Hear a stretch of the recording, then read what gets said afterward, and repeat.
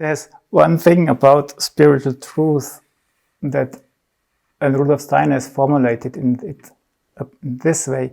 If you say something about reality, the contrary always is true as well. And you have to them both in mind to be in reality.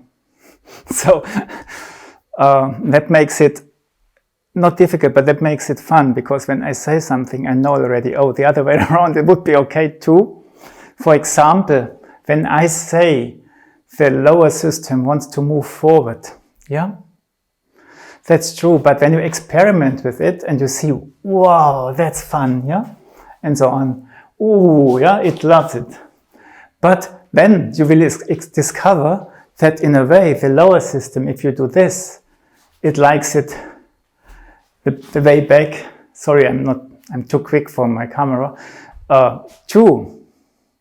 And then I had to, but when you work with the upper system, that's not the same. The upper system always wants to go backwards. You must force it to go forward. So in a way, for the lower system, forward is in any direction. Just new things are forward. Never mind if it goes forward or backward.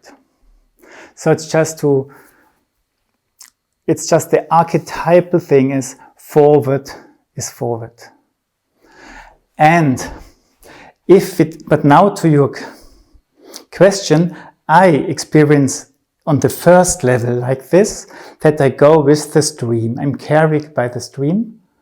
And when I go backward, I move against the stream. Yeah, because that's already the antipathy. The lower system, the warm system, wants to connect with the world, and I say in a way, no. Yeah, so I move against the forward stream.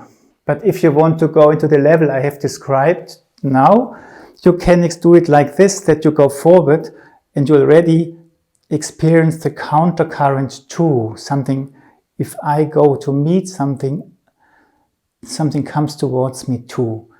There's this video about sympathy, antipathy in the therapeutic exercises course, which is for free too, accessible. And there I have a video where I have this countercurrents issue. But the way I've done it today, I would say sympathy is going with the stream, antipathy is going against the basic order of the stream of the lower system.